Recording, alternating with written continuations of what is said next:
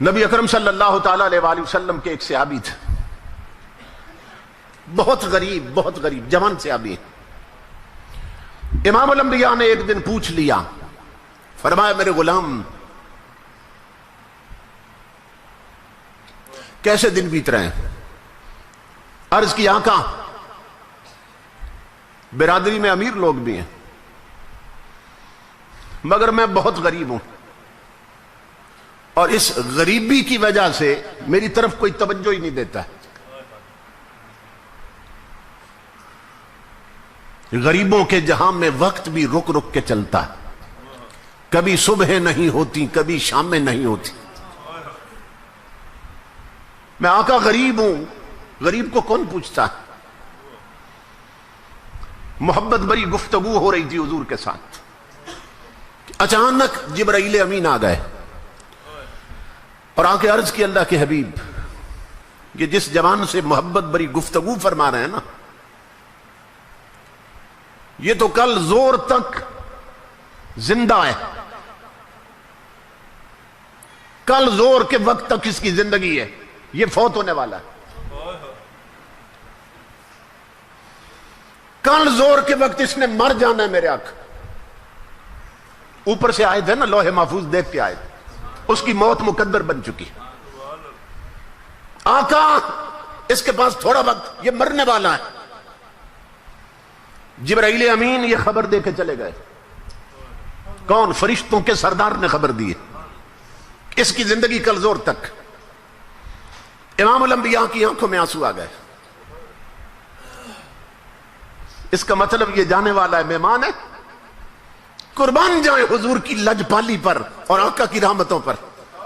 میرے آقا نے اس جوان سے پوچھ لیا، بتایا نہیں اسے.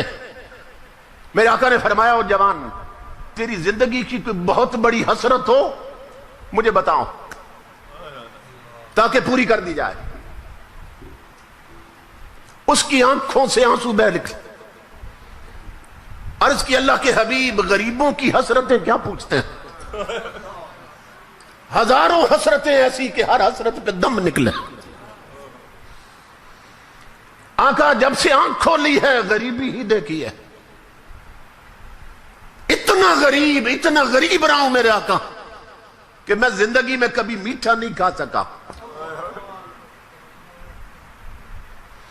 میرے آقا آپ نے پوچھ لیا تو اب عرض کرتا ہوں، دو حسرتیں ہیں جو زندگی بھر پریشان کرتی رہی ہیں، لیکن غریبی نے ایسے پنجے گاڑے تھے کہ وہ حسرتیں پوری نہ ہو سکیں. امام الانبیاء نے فرمایا کیا؟ عرض کی آقا ایک تو زندگی میں کبھی میٹھا نہیں کھایا اور دوسری حسرت یہ تھی آقا میں جوان بھی ہوں، آپ کا غلام بھی ہوں، کاش کوئی نیک بیوی مجھے مل جاتی، کوئی شریک زندگی مل جاتی، کوئی زندگی کا اچھا ساتھی مل جاتا.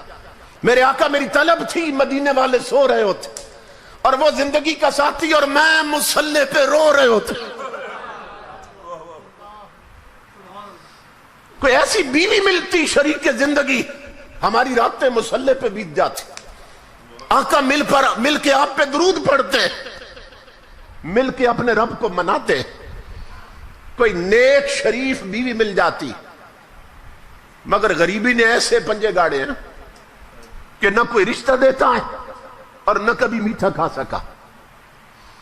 قربان جائیں حضور کی رحمت پر. امام الانبیاء نے فرمایا بلال عثمان غنی کو بلاؤ، صدیق اکبر کو بلاؤ، حضرت علی المرتضیٰ کو بلاؤ. اصحاب کو بلایا حضور نے اور اس جوان سے پوچھا تیری نظر میں کوئی رشتہ ہے؟ اس نے عرض کی آقا میرے چچا کی جوان بیٹی ہے، نیک بھی ہے شریف بھی ہے مگر غریبی کی وجہ سے توجہ نہیں کرتا. امام الانبیاء نے اس کے چچا کو بلایا، فرمایا تیاری کر، اپنی بیٹی کو جا کے دلہن بنا، اسی وقت میں نے تیری بیٹی سے دے دی ہے. ابھی رخصتی ہونی، ابھی نکاح ہونا ہے. عثمان غنی کو فرمایا، حضرت علی المرتضیٰ کو فرمایا جاؤ ان دونوں کے لیے کپڑے لاؤ. کسی صحابی کو فرمایا برتنوں کا انتظام کرو، کسی کو فرمایا چارپائیاں لاؤ، کسی کے ذمہ چادریں لگا دی حضور نے. سارا جہیز اکٹھا کر لیا حضور نے، اور عثمان غنی کو فرمایا اس کے لیے ایسا حلوہ بناؤ جو کبھی نہیں بنایا ہوگا،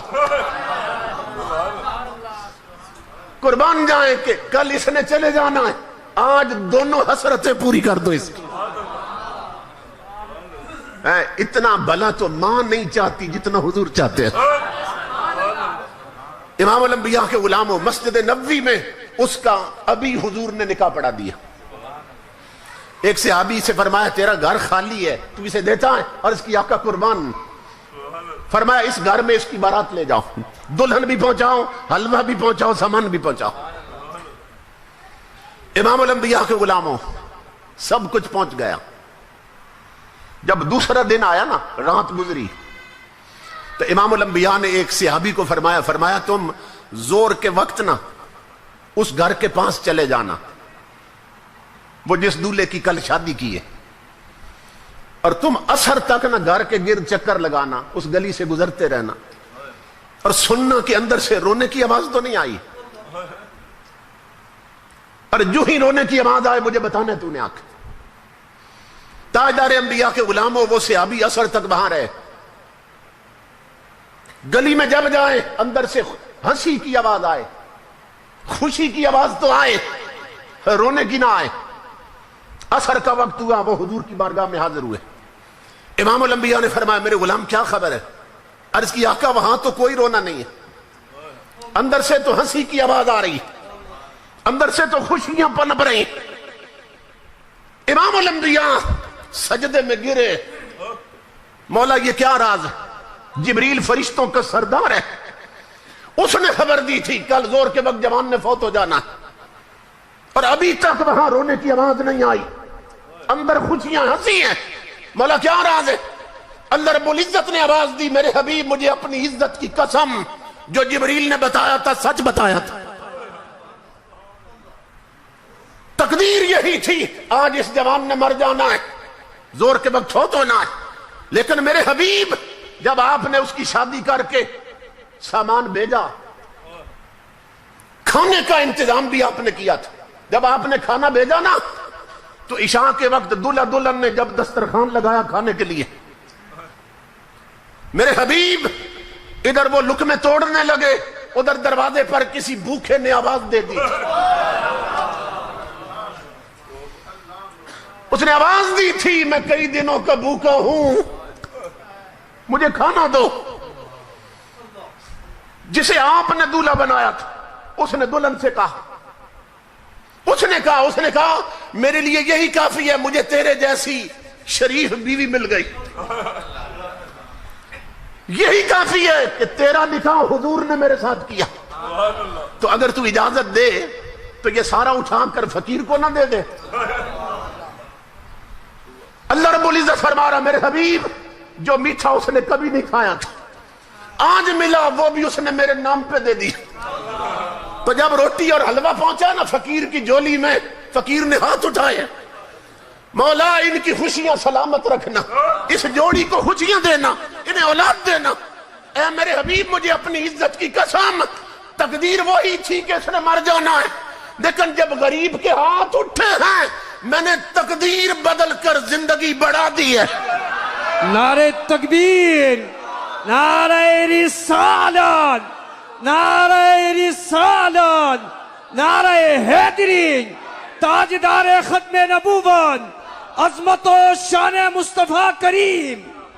سبحان اللہ، سبحان اللہ۔ اس لیے میری ماں بہنوں بیٹیوں، میرے بزرگوں اور جوانوں، اڑوس پڑوس میں دیکھو کوئی بھوکا تو نہیں سو گیا، کوئی بیمار تو نہیں، دوائی کے لیے تو نہیں تڑپتا ہے، کوئی بچے ایسے تو نہیں تمہاری سرپرستی کے محتاج تو نہیں ہیں۔